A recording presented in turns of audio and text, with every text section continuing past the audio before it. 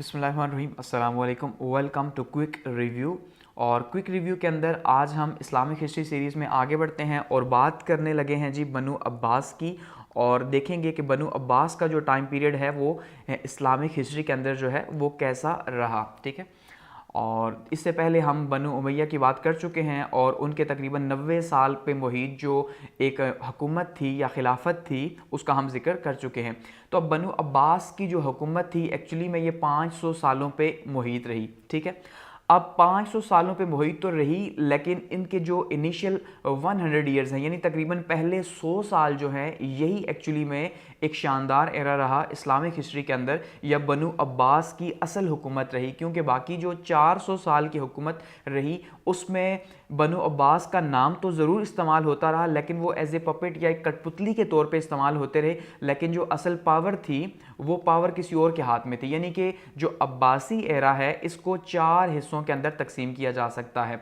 तो उसमें से जो पहला हिस्सा है, ठीक है, वो जो पहला हिस्सा जिसके अंदर हम डिस्कस करेंगे 9 हुक्मरान आए, तो ये जो 9 हुक्मरान थे एक्चुअली में यही जो है बनु अब्बास, असल बनु अब्बास की हुकूमत थी। इसके बाद जो आगे चलते रहे, क्योंकि टोटल 37 हुक्मरान आए बनु अब्बास के अंदर, तो उसमें हम देखेंगे कि नाम तो बनु अब्बास का ही यूज़ होता रहा कि भाई ये अब्बासीड कैलिफेट ही है, लेकिन एक्चुअली में वो उनकी पावर सिर्फ जो है वो उनके महल तक शायद महदूद थी, या वहाँ पे भी उनके वजीरों के जो है वो हुक्म चलते थे, महल के अंदर भी उनकी ताकत नहीं थी। तो पहला जो 100 साल का अरसा ये था ये बहुत शानदार रहा। और ये जो सारा टाइम था अब्बासीड कैलिफेट का, यानी 750 से लेके और 1258 तक का, जिस टाइम पे सुकूत बगदाद हुआ, तो ये सारे का सारा अरसा जो है इसको गोल्डन टाइम कहा जाता है इस्लाम के लिए। ठीक है, यानी कि ये गोल्डन एज थी इस्लाम की, और इस्लाम ने इस टाइम पे ख़ास करके जो इस्लामिक सिविलाइजेशन थी, इस्लामी तहज़ीब जिसको हम कहते हैं, वो इस्लामी तहज़ीब यहाँ पे बहुत ज़्यादा जो है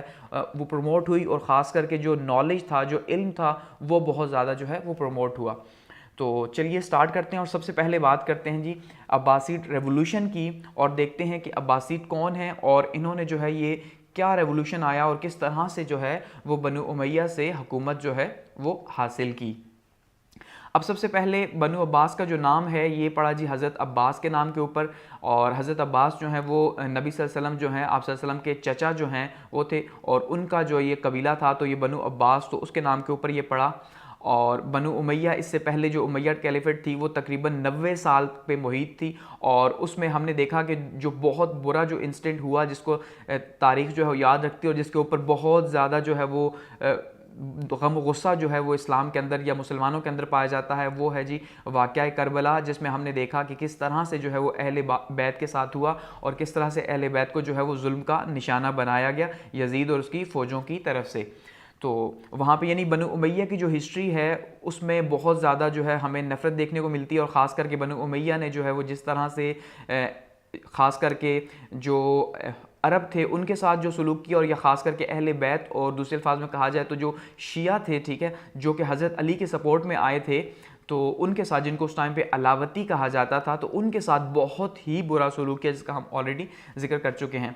तो अब हुआ ये कि बनु उमैया जो थी वो, क्योंकि शाम में उनकी हुकूमत थी, तो इसका मतलब ये है कि उनको जो सपोर्ट थी वो नॉन अरब्स की थी, यानी कि वो लोग ज़्यादा थे जो कि अरब नहीं थे, और जो अरब थे उनके दिल में गम गुस्सा था शदीद किस्म का बनु उमैया के लिए कि भाई उन्होंने जो है वो बहुत ज़्यादा जुल्म किया नबी सल्लल्लाहु अलैहि वसल्लम के ख़ानदान के ऊपर, अहले बैत के ऊपर। ठीक है, तो इस वजह से जो अरब थे वो हमेशा से अब यानी एक किस्म का उनसे नफरत करते थे बनु उमैया से कि भाई उनकी हुकूमत किस तरह से ख़त्म हो जाए। तो जैसे ही अब्बासीड कैलिफेट स्टार्ट हुई, ख़ास करके अब्बासी जो तहरीक है, ये जो अब्बासी तहरीक स्टार्ट हुई, तो इसको अरबों ने बहुत ज़्यादा सपोर्ट किया। सिर्फ इसलिए सपोर्ट किया, एक तो ये इनका जो ताल्लुक़ था वो हाशिम ख़ानदान से था, ठीक है, ये कुरैश के ख़ानदान से। दूसरा जो है वो सबसे इंपॉर्टेंट था, वो क्या था कि ये बनु उमैया के अगेंस्ट थे, यानी इन्होंने बनु उमैया के ख़िलाफ़ जो है वो स्लोगन बुलंद किए, नारा लगाया, तो इस वजह से अरब ने इन्हें बहुत ज़्यादा सपोर्ट किया। गो कि इनकी जो हुकूमत आई वो अरबों की सपोर्ट की वजह से नहीं आई, बल्कि हम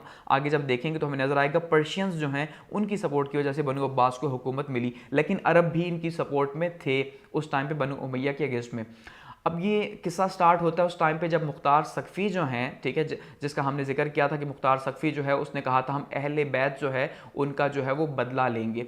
तो उस टाइम पे वो जब इमाम हुसैन के साहबजादे ज़ैनुल आबदीन के पास गए थे बैत के लिए तो उन्होंने इनकार कर दिया। तो फिर वो हज़रत अली के दूसरे साहबजादे मोहम्मद बिन हनफिया के पास आए और उनके हाथ पे बैत की और उनके साथ मिल के जो है वो यानी उनके हाथ पे बैत करके तो फिर एक मूवमेंट स्टार्ट की थी। तो उन्होंने यानी कि हज़रत मोहम्मद बिन हनफिया जो हैं उनके हाथ पे एक बैत हो चुकी थी। तो उसके बाद मुख्तार सकफ़ी ने देखा कि भाई उसने क्या क्या चालें चली या किस तरह से चली, लेकिन वो एक सिलसिला जो बैत का था वो उसी तरह से चलता रहा। उसके बाद जो मोहम्मद बिन हनफिया के जो बेटे थे अबू हाशिम के पास आई तो मोहम्मद बिन अब्दुल्ला जो हैं जो कि हज़रत अब्बास के पोते थे, ठीक है, हज़रत अब्बास के जो पोते थे मोहम्मद बिन अब्दुल्ला, अबू हाशिम ने जो है उनके हाथ पे क्या किया जी, बैत कर ली कि भाई आपके हाथ में बैत करता हूँ तो खिलाफत कैसे। उसके बाद जो है वो मोहम्मद बिन हनफिया के जो है वो ख़ानदान से हज़रत अब्बास के ख़ानदान में जो है वो चली गई, ठीक है। उसके बाद हमने देखा जी मोहम्मद बिन अब्दुल्ला जो है उन्होंने क्या किया जी, उन्होंने अब्बासी तहरीक स्टार्ट कर दी। यानी अब्बासी तहरीक जो स्टार्ट की वो किसने की, वो हज़रत अब्बास के पोते ने स्टार्ट की जो कि मोहम्मद बिन अब्दुल्ला जिनका नाम था। तो इसका मतलब ये हुआ कि अब इन्हीं की वजह से जो उन्होंने मूवमेंट स्टार्ट की तो फिर उन्होंने हज़रत अब्बास के नाम के ऊपर, यानी क्योंकि फैमिली तो वही थी तो इस वजह से इनका नाम पड़ा जी अब्बासी या तहरीक अब्बासी। उस टाइम पे एक मूवमेंट चल रही थी या हम कह सकते हैं कि अब्बासी कैलिफेट का पूरे का पूरा एक सिलसिला जो है उस टाइम पे बिल्ड हुआ।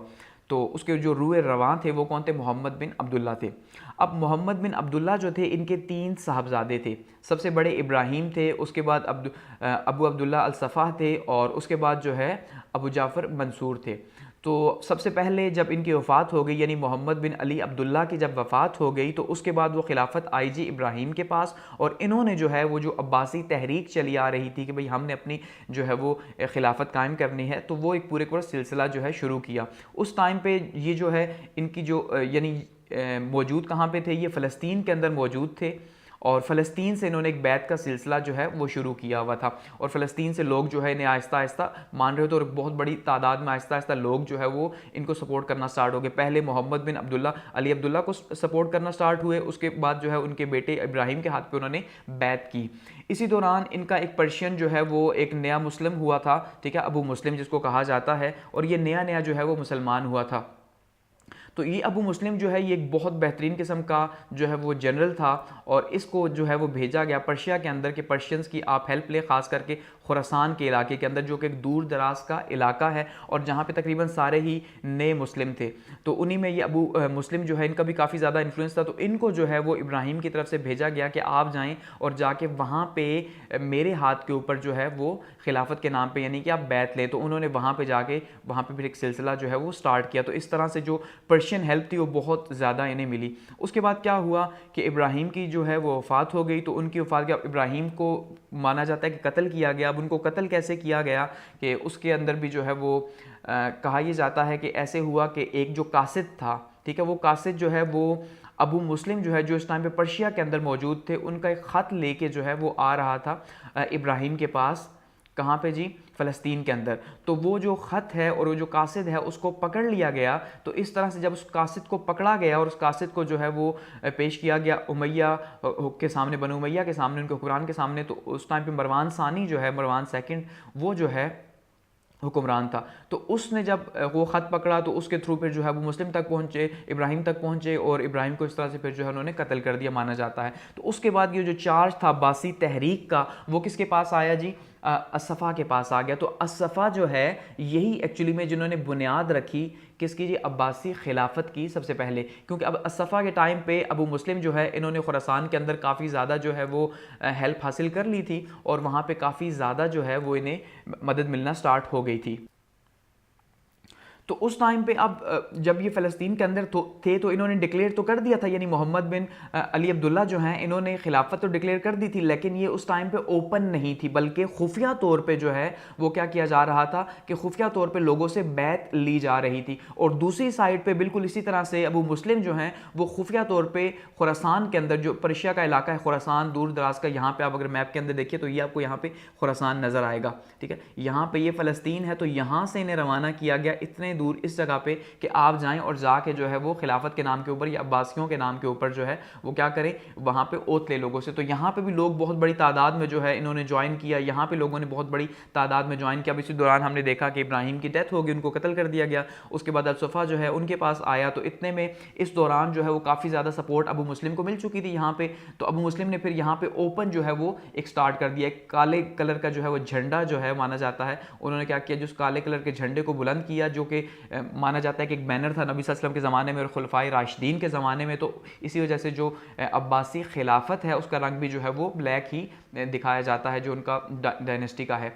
तो यहाँ से इन्होंने फिर क्या किया, आहिस्ता आहिस्ता आगे बढ़ते गए अबू मुस्लिम, और इन्होंने करते करते ये जो ईरान का जो इलाका था पर्शिया का, यहाँ पे इन्होंने कब्जा करना स्टार्ट कर दिया। फिर यहाँ से इनकी जब पावर इंक्रीज़ हुई तो ये पहुँचे कूफा। जब ये यहाँ से कूफा पहुँचे तो इसी दौरान यहाँ से ये भी जो है कूफा के लिए रवाना हो गए, यानी कि असूफा और अबू जाफ़र मंसूर जो हैं ये दो भाई भी यहाँ पहुँचे कूफा के अंदर। और कूफा में जो है वो पहली यहाँ पे जो जुम्मे का दिन था, तो जुम्मा के दिन जो है वो मस्जिद का खुतबा दिया, और ख़ुतबा दे के तो यहाँ पे जुम्मे के खुतबा में पहली बार अपना नाम जो है वो अनाउंस किया और लोगों से बैत ली, यानी कि जुम्मा के दिन जो है वो ओपन ली, यहाँ पे कूफा के अंदर जो है वो बैत ली गई। और किस नाम के ऊपर ली गई, बनु अब्बास के नाम के ऊपर ली गई, और यहाँ से अब्बासी खिलाफत जो है वो स्टार्ट हो गई। अब ऐसा नहीं कि दूसरी साइड पर जो बनु उमैया थी वो ख़त्म हो गई, लेकिन ये उसके जवाल का टाइम था, तो फिर अल-सुफ़ा को जंगें लड़नी पड़ी, एक पूरा सिलसिला स्टार्ट हो गया। तो इसलिए अल-सुफ़ा को जो है वो बहुत ज़्यादा टाइम नहीं मिला, ठीक है, इस वजह से जो है काफ़ी ज़्यादा मुश्किल रही। तो इसी दौरान जो है माना जाता है कि जो अली बिन अब्दुल्ला थे उनको जो है वो जो अंकल थे, तो अब्दुल्ला बिन अली जो है इनका फिर मुकाबला हुआ मरवान सेकंड के साथ, जो कि आखिरी हुक्मरान था। तो इन्होंने जो है फिर क्या किया जी, शिकस्त दी। अब ये किसके यानी कि असूफा के अंकल थे, तो इसका मतलब ये है कि मोहम्मद बिन अली जो हैं ये उनके भाई थे, ठीक हो गया।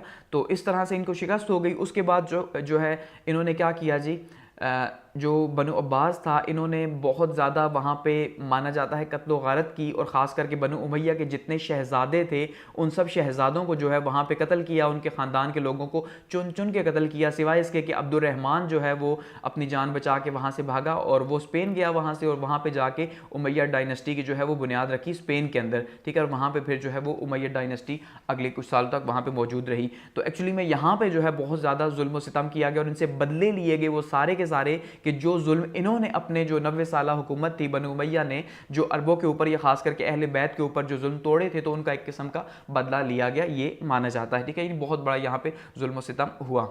और उसके बाद अल-सुफ़ा जो हैं इनको तो मौका नहीं मिला, क्योंकि ये जंगों में मसरूफ़ रहे, तो इनको फाउंडेशन जो एक्चुअल फाउंडेशन थी जो अब्बासियों की, उसका मौका नहीं मिला उसको ठीक करने का। तो उसके बाद जो उनके भाई आए, ठीक है, उनके भाई कौन थे, अल-मंसूर के नाम से जो मशहूर हुए, ठीक है। तो अल-मंसूर जो है उनको माना जाता है कि वो रियल फाउंडर हैं। एक्चुअली में किसके रियल फाउंडर हैं जी, अब्बासी जो पूरी की पूरी कैलिफेट है उसके रियल फाउंडर हैं, क्योंकि उन्होंने 22 साल तकरीबन जो है वो हुकूमत की, और इन 22 सालों में स्ट्रॉन्ग ग्राउंड्स जो हैं वो प्रोवाइड किए किसको जी, अब्बासी खिलाफत को। और यूँ जो है वो अब्बासी खिलाफत फिर आगे बढ़ी और इस्लाम का जो गोल्डन टाइम था वो स्टार्ट हुआ। तो ये जितना भी सारे का सारा प्रोसेस था इसको कहा जाता है अब्बासी रेवोल्यूशन, क्योंकि ये रेवोल्यूशन हुआ, ये इनकलाब आया। और इनकलाब जो है वो क्या है, इनकलाब जो है वो जब भी एक हुकूमत तब्दील होती है और ख़ास करके उसमें बहुत ज़्यादा जब खून शामिल हो जाता है, तो वो जो है वो उसको हम कहते हैं जी रेवोल्यूशन, कि ये एक बहुत बड़ा इनकलाब आ गया। तो इनकलाब आया और बनु उमैया जो है उनके हाथ से हुकूमत शिफ्ट हुई और अब्बासियों के हाथ में आ गई, और इस तरह से अगले 500 साल अब्बासियों के नाम के ऊपर हुकूमत होती रही, जिसमें पहले 100 साल जो है वो तो स्ट्रॉन्ग अब्बासीड होल्ड था। उसके बाद अगले 400 साल जो है वो सिर्फ बराए नाम ही हुकूमत जो है वो अब्बासियों की रही, ठीक है। तो ये यहाँ पे रेवोल्यूशन का जो पार्ट है हमारा, यहाँ पे इसको हम करते हैं क्लोज। आगे बढ़ते हैं, और ये देखिए यहाँ पे हमारे पास लिस्ट मौजूद है पूरे के पूरे जो खलीफा रहे। 37 खलीफा टोटल जो है वो बनु अब्बास के रहे, ठीक है। यानी कि 500 सालों के अंदर 37 खलीफा जो है वो आए और वो हुकूमत करते रहे।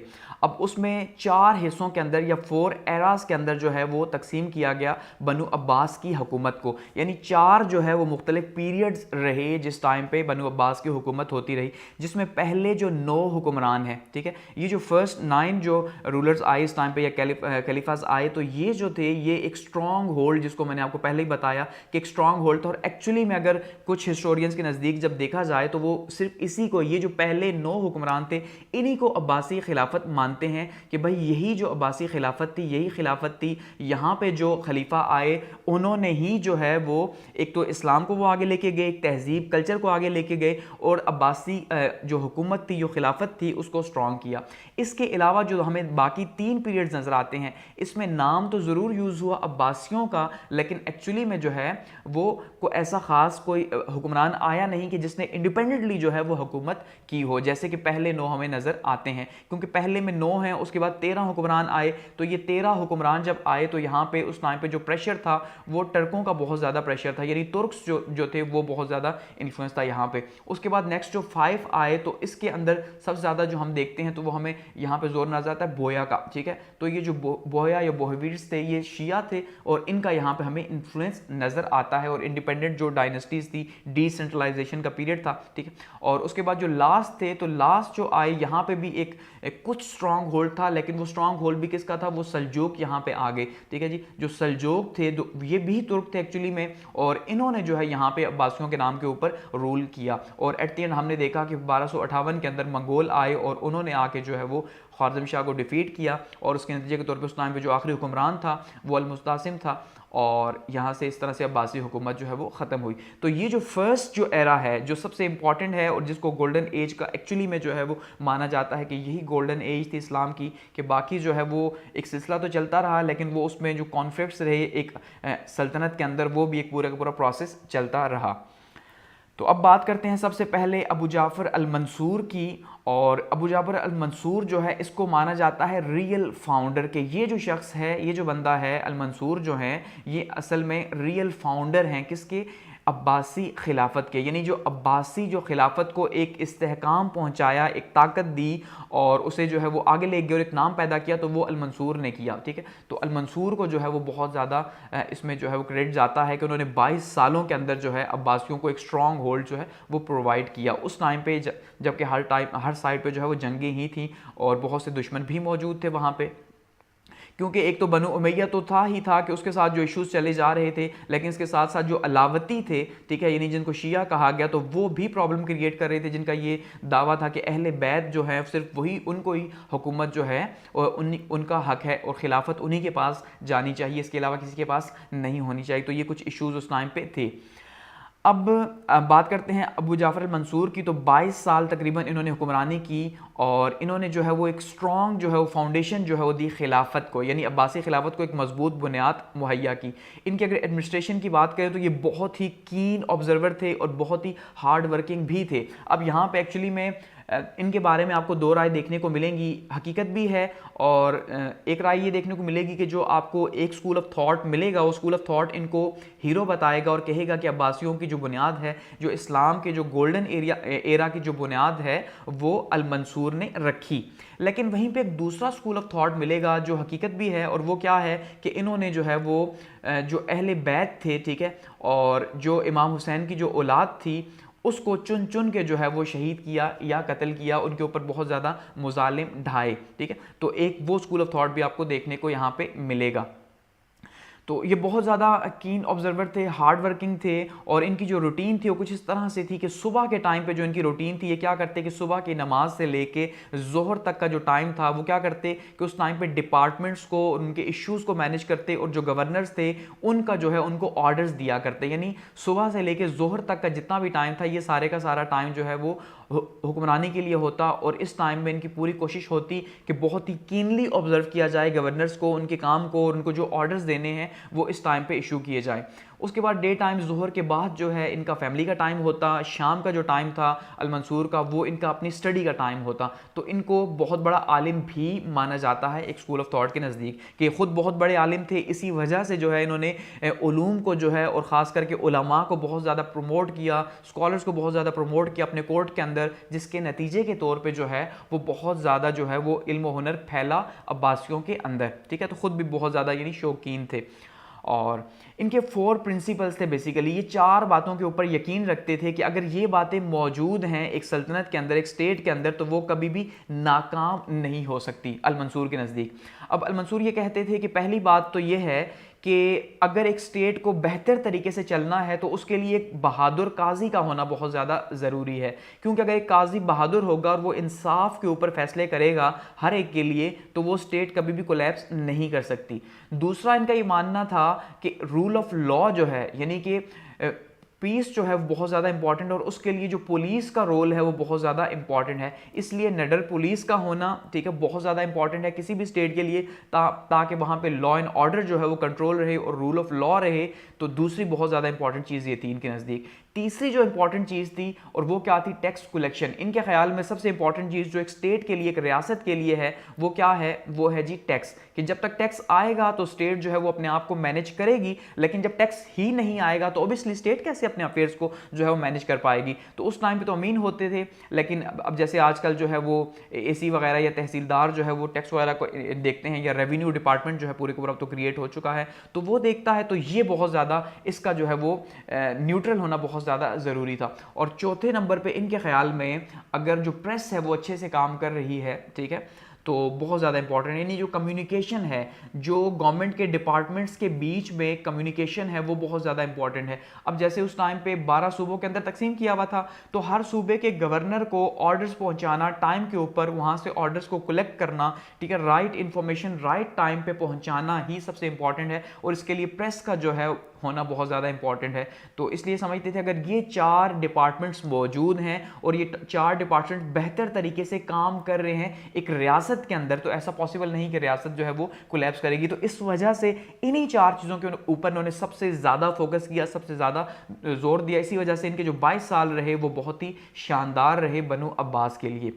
अब अगर नॉलेज की बात की जाए तो ये खुद बहुत बड़े, जैसा कहा जाता है कि आलिम थे, तो ये उलमा को भी इन्होंने बहुत ज़्यादा प्रमोट किया और स्कॉलर्स को बहुत ज़्यादा प्रमोट किया अपने दरबार के अंदर, कि दरबार के अंदर जो है वो स्पेशल जो है वो स्कॉलरशिप्स दी जाती। जो उलमा थे उनको वहाँ पे बुला के मंसूर जो है वो बहस किया करते। इवन यहाँ तक माना जाता है कि ये शिया और सुन्नी को वहाँ पे बुलाते और जो कॉन्ट्रडिक्टरी थॉट्स हैं उनके ऊपर डिबेट्स करवाते कि भाई आप बताएं आपका क्या पॉइंट ऑफ व्यू है, आप बताएं आपका क्या पॉइंट ऑफ व्यू है। तो इस तरह से ये वहाँ पे डिबेट्स करवाया करते। तो इनके टाइम पे बहुत बड़े बड़े स्कॉलर्स भी पैदा हुए, खास करके अगर फेमस बुक्स की बात की जाए तो मोता इमाम मालिक जो है वो इसी टाइम पे लिखी गई। इमाम मालिक की सबसे फेमस बुक जो मानी जाती है, ठीक है, मालिकी फ़िक़ह की। इसी तरह से इमाम अबू हनीफा ने उस टाइम पे जितना काम किया, उस सारे का सारा काम अल मंसूर के टाइम पे हुआ। उनकी जो राइटिंग्स थी, जो रिसर्च थी, सारी की सारी जो है वो इनके टाइम पे अल मंसूर के टाइम पे जो है वो हुई। मगाजी जो लिखी गई वो अबू इसहाक की एक बहुत ही बड़ा नाम है, ये जो है वो उस टाइम पे लिखी गई। इसी तरह से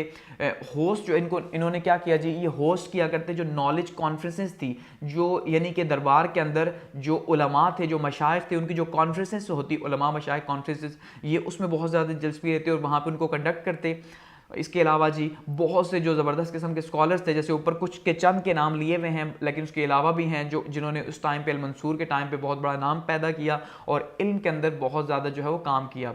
और सबसे बड़ा जो अल मंसूर का कारनामा माना जाता है कि इन्होंने एक आगाज़ किया बुक ट्रांसलेशन का, एक जो है वो एक सिलसिला शुरू हुआ अरेबिक के अंदर। यानी इससे पहले जितने भी उलूम मौजूद थे वो सारे के सारे या तो ग्रीक लैंग्वेज में थे, ठीक है, ग्रीक्स के थे, और या फिर जो है वो लैटिन के अंदर मौजूद थे। तो उसमें अब क्या हुआ कि इन्होंने जो है वो जो रूम का बादशाह था उसके साथ स्पेशल जो है वो ताल्लुकात बनाए रूम के बादशाह के साथ, और वहाँ से उससे जो है वो बुक्स मंगवाई उनकी लैंग्वेज के अंदर, और यहाँ पे जो है इन्होंने उन बुक्स को अरेबिक में ट्रांसलेट करवाया, जिससे जो है वो नॉलेज फैला। और इस तरह से ये गोल्डन एज स्टार्ट हुई। यानी जो गोल्डन एज इस्लाम की स्टार्ट हुई उसका जो क्रेडिट जाता है वो क्रेडिट दिया जाता है अल मंसूर को, कि अल मंसूर जो है उन्होंने ये जो स्पेशल एफर्ट्स की नॉलेज के हवाले से, तो अगर ये एफर्ट्स ना करते उस टाइम पे, तो उस टाइम पे जो है इतना ज़्यादा नॉलेज प्रमोट ना होता, तो इस्लाम का जो गोल्डन एज है उस टाइम पे स्टार्ट ना होता। ठीक है, आगे बढ़ते हैं। अगर इनकी प्रोविंशियल एडमिनिस्ट्रेशन की बात करें तो सूबाई इंतज़ामिया के अंदर इन्होंने सूबों को जो है वो 12 प्रोविंसेस के अंदर 12 सूबे तकसीम किए हुए थे पूरी की पूरी सल्तनत के, और 12 सूबों को जो है वो कंट्रोल किया जा रहा था। ठीक है, और क्योंकि अब यहाँ पे आपने एक बात समझनी है कि जितना भी जो इन्फ्लुएंस था यहाँ पे, इसमें कोई शक नहीं कि अब 12 सूबे मौजूद थे, उनका कंट्रोल भी था, लेकिन यहाँ पे पर्शियन का हमें कुछ इन्फ्लुएंस काफ़ी ज़्यादा देखने को मिलता है,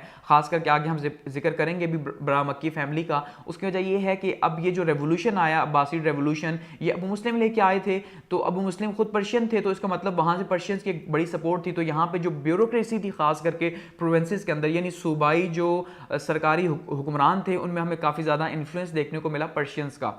इसी तरह से ये गवर्नर्स की ट्रांसफ़र करते थे अल-मंसूर, क्योंकि इनके ख्याल में अगर कोई एक बंदा जो है एक गवर्नर एक ही इलाके में ज़्यादा टाइम रहेगा तो वो उसकी मनमानी होगी, उससे लोग डरेंगे और वो सही से काम नहीं करेगा, इसलिए ये ट्रांसफ़र करते रहते गवर्नर्स की। और बहुत ही कीनली जो है वो ऑब्जर्व करते किसको जी, गवर्नर्स को, उनके काम को, उनके तरीक़ाकार को बहुत ज़्यादा ऑब्जर्व किया करते और उनकी अकाउंटेबिलिटी किया करते कि भाई आप लोगों का काम कैसा है और किस तरह से जा रहा है।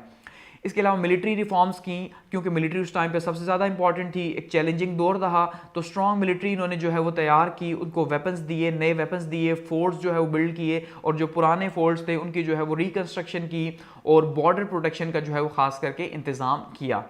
इसी तरह से इनके टाइम के दौरान जो बगावतें हुई, यानी जो रिवॉल्ट्स आए अल-मंसूर के टाइम के दौरान, उसमें पहला जो रिवॉल्ट था वो था जी अब्दुल्ला बिन अली का।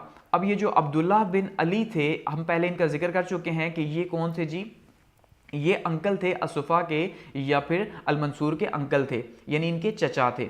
अब जब ये इनके चचा थे तो इन्होंने भी दावा किया हुआ था, क्या दावा किया हुआ था कि भाई असुफा जो है, असुफा ने ये कहा था कि भाई मेरे बाद जो है वो खिलाफत आपके पास जाएगी, चचा ने ये दावा किया हुआ था, तो इस वजह से ये खिलाफत जो है वो मेरे पास आनी चाहिए। लेकिन जो मंसूर थे उन्होंने जो है उन्होंने कहा ऐसा कोई भी दावा जो है वो अल-सुफ़ा ने नहीं किया था। तो ऐसे में काफ़ी ज़्यादा प्रॉब्लम्स क्रिएट हुई, तो इन्होंने एक रिवॉल्ट क्रिएट कर दिया और इनको भी बहुत बड़ी तादाद में लोग मानते थे और सपोर्ट करते थे। तो ऐसे में बहुत बड़ी तादाद में लोगों ने इन्हें सपोर्ट किया, ठीक है।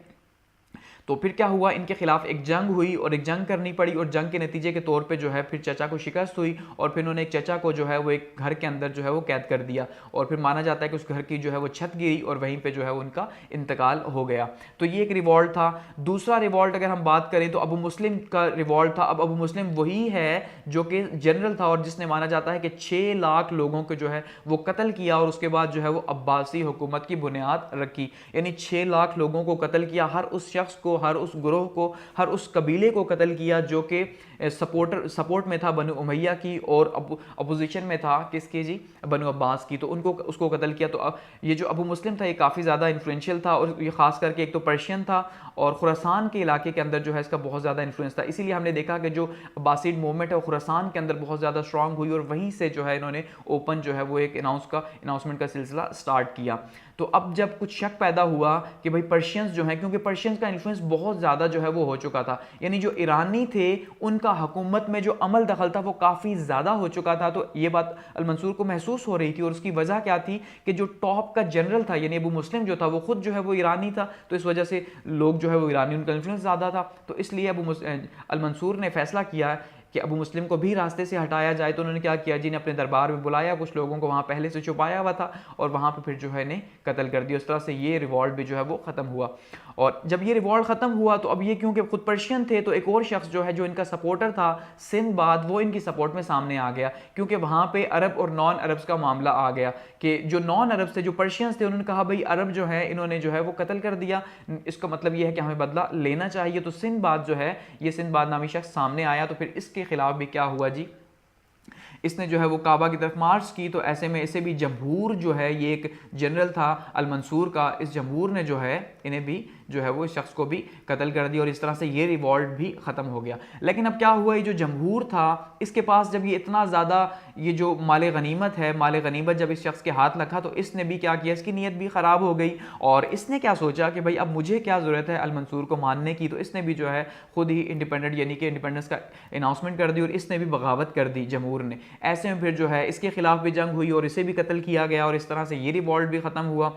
और एक और जो रिवॉल्ट था जी, वो कौन सा जी, मुल्बिद में हरमा का रिवॉल्ट था। अब ये जो लोग थे ये जजीरा के रहने वाले थे, जो जजीरा इराक का और शाम का जो इलाका है पीछे करके, जो टर्की के बॉर्डर के साथ आता है, तो वहाँ पे जो जजीरा का इलाका है, ठीक है, तो वहाँ पे जो है इन्होंने रिवॉल्ट किया। और ये बहुत ही अजीब तरह के लोग थे, ये मानते थे कि जो मंसूर है वो खुदा है, नाउजुबिल्ला।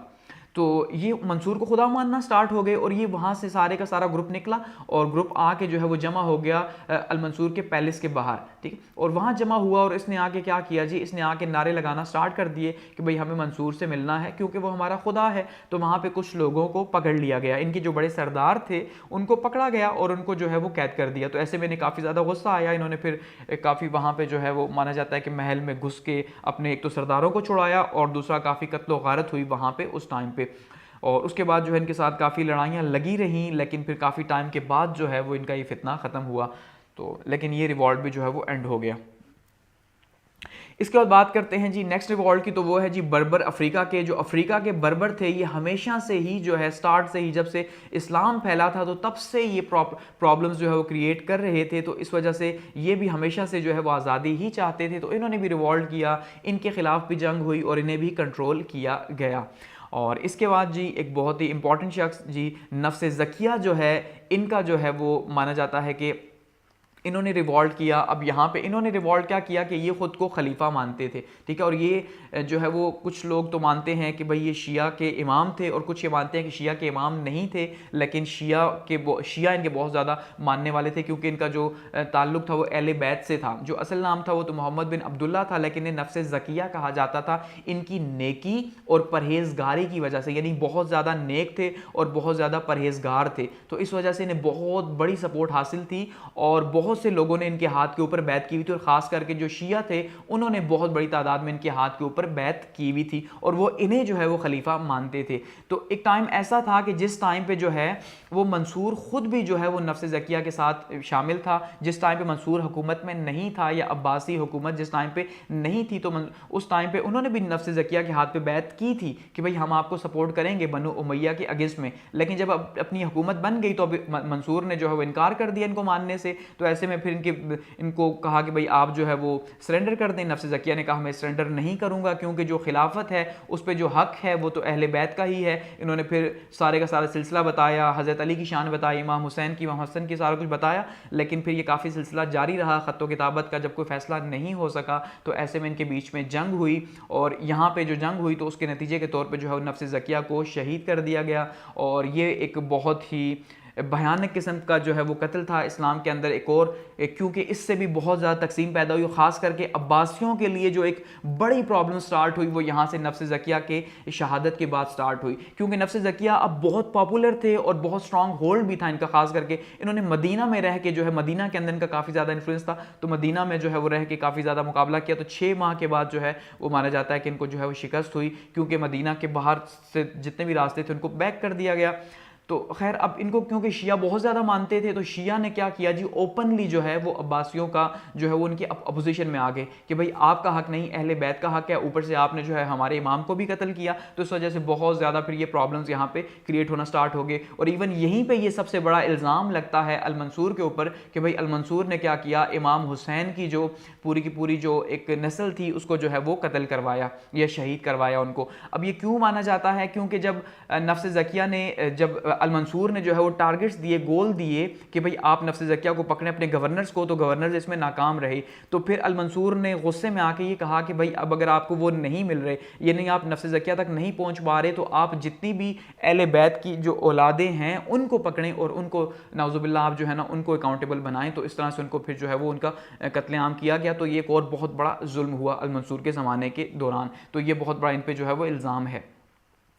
और इसके बाद क्या हुआ जी, इसके बाद जो इनके भाई थे इब्राहिम, वो जो है उनके पास भी बहुत बड़ी फ़ौज, तकरीबन 1 लाख के करीब जो है माना जाता है फ़ौज मौजूद थी और उनको खुरासान की बहुत बड़ी सपोर्ट भी मौजूद थी, यानी जो ईरानी थे खुरासान के इलाके के उनकी सपोर्ट भी थी। तो ऐसे में उनके साथ भी एक शदीद किस्म की वॉर हुई और शदीद किस्म की वॉर के बाद जो अलमंसूर का जो जनरल था ईसा, उसको जो है वो कामयाबी मिली और इस तरह से उन्हें भी जो है वो कत्ल कर दिया गया। तो इस तरह से ये जो बगावतें थी अलमंसूर के टाइम पर यहाँ पर इस तरह ख़त्म हुई, ठीक है। और उसके बाद अगर बात करते हैं जी कंस्ट्रक्शन की, कि जो कंस्ट्रक्शंस हुई अलमंसूर के दौरान, तो सबसे इम्पॉर्टेंट जो कंस्ट्रक्शन हुई वो है जी फाउंडेशन ऑफ बगदाद, और ये कैपिटल भी था बाद में। और ये बगदाद जो आपको सामने यहाँ पे दिखाई दे रहा है, ये वही बगदाद है जो कि सालों तक जो है वो इल्म अदब का शहर रहा और दुनिया में इसने राज किया, और ये इसकी जो बुनियाद है एक्चुअली में वो अल-मंसूर ने रखी, और ये बहुत ही शानदार किस्म का जो शहर बनाया, इसको पूरा बाकायदा प्लान करके बनाया गया। इसकी जो है ये आप देख लें कि एक जो है पूरे के पूरा दीवार फैली हुई है, तो चारों साइडों में इसके दीवार और इसके बाहर जो है यहाँ पे खंदक खोदी गई ताकि दुश्मन से जो है इसकी प्रोटेक्शन की जा सके, और एक बहुत ही ज़बरदस्त किस्म का जो शहर है उसकी बुनियाद रखी यानी अल-मंसूर ने। तो अल-मंसूर को सहरा ये जाता है उसके सर कि उसने बगदाद की जो है वो बुनियाद रख दी, ठीक है। तो बगदाद बाद में जो है वो इस्लामिक सिविलाइजेशन का सेंटर बना और ज़बरदस्त किस्म का जो है वो एक लर्निंग का एक इंस्टीट्यूट बना पूरे का पूरा बगदाद जो है। बात करते हैं जी बड़ा मक्की इन्फ्लुएंस की। अब जैसे मैंने कहा कि अल-मंसूर के टाइम पे क्योंकि अब जो अब्बासी हुकूमत थी उसको जो कामयाबी मिली या अब्बासी जो खिलाफत थी वो पर्शियंस की वजह से मिली, यानी ईरानियों ने बहुत ज़्यादा सपोर्ट किया था और बनु उमैया के अगेंस्ट में इनको, तो जिस वजह से इनकी मिली, तो यहाँ पे जो इनका इन्फ्लुएंस था वो काफ़ी ज़्यादा था। एक बड़ा मक्की फैमिली थी, तो ये बड़ा मक्की फैमिली काफ़ी ज़्यादा कॉम्पिटेंट लोग थे, ठीक है। तो ये भी जो है ना ये पर्शियन फैमिली थी और बहुत ज़्यादा स्ट्रॉन्ग फैमिली थी, तो इनका बहुत ज़्यादा इन्फ्लुएंस रहा यहाँ पे अल-मंसूर के टाइम पे, और इवन अल-मंसूर के टाइम पे नहीं बल्कि हारून रशीद तक के ज़माने तक जो है इनका बहुत ज़्यादा इन्फ्लुएंस रहा। फिर हारून रशीद के इवन ये वज़ीर भी रहे, वज़ीर आज़म तक रहे, लेकिन उसके बाद हारून रशीद ने जो है इनको फिर बहुत ज़्यादा जुल्म का निशाना बनाया, ठीक है, कुछ शकूक व शुबहात की बिना पे, तो इनका बहुत ज़्यादा इन्फ्लुएंस रहा। 2 मसाजिद जो है वो अल-मंसूर ने तैयार करवाई, एक जो है वो शहज़ादों के लिए, रॉयल्स के लिए, और दूसरी जो है वो आम लोगों के लिए, ताकि वहाँ पे वो नमाज अदा कर सके। और इसके अलावा जो है ये ट्रेंच जो है ये खंदक वगैरह ये इसी का है। बगदाद के बाहर जो है ये इन्होंने पूरी की पूरी वॉल बना के तो वहाँ पे जो है खंदक खुदवाई, और 4 दरवाजे थे बगदाद शहर के, ठीक है, और ये 4 दरवाजे इसकी प्रोटेक्शन में थे, और बहुत ज़बरदस्त किस्म का एक रॉयल पैलेस जो है यहाँ पे बगदाद के अंदर जो है वो बनाया अल-मंसूर ने। इसके अलावा एक रसाफा पैलेस जो है बनाया गया शहर के बाहर, और बहुत ही शानदार किस्म का ये पैलेस जो है ये महल भी तामीर किया गया। इसके अलावा हरम शरीफ जो है उसकी जो है वो एक्सपेंशन की गई, ताकि वहाँ पे क्योंकि अब तादाद बढ़ रही थी तो उसको फिर ज़रूरत थी एक्सपेंशन की, तो वहाँ पे जो है की। और उसके बाद जो हज के रास्ते में जाते हुए अल-मंसूर की जो है वो डेथ हो गई। तो इस तरह जो अल-मंसूर का इंतकाल हुआ, यानी कि वो हज के रास्ते में जाते हुए हुआ। तो ये वो सारे का सारा टाइम था जी जो अल-मंसूर का टाइम था, और तकरीबन 754 से लेके 774 तक का जो टाइम था, ठीक है, ये अल-मंसूर का रहा, और बहुत ही शानदार किस्म का टाइम रहा, सिवाय इसके कि नफ्स ज़किया और जो अहले तशी के साथ, जो अहले बैत के जो बचे हुए लोग थे उनके साथ जो जुल्म किया गया, उसके अलावा जो है अल-मंसूर का जो वक्त रहा वो बहुत ज़बरदस्त रहा। और एक नई सल्तनत जो थी, उस नई सल्तनत को जो एक स्ट्रॉन्ग होल्ड जो प्रोवाइड किया गया वो किसने किया जी? वो अल-मंसूर ने किया, और सारे का सारा सहरा जो है वो अल-मंसूर के सर जाता है। तो ये जो है एक स्ट्रॉन्ग होल्ड रहा। इसके बाद जब हम आगे बढ़ेंगे तो हम देखेंगे कि भाई और जो फर्स्ट एरा था, जो पहले 100 साल थे जो सबसे इंपॉर्टेंट थे एक्चुअली में, जो अब्बासी खिलाफत थी, तो उसमें जो है वो और कौन से इंपॉर्टेंट हुक्मरान रहे, ठीक है।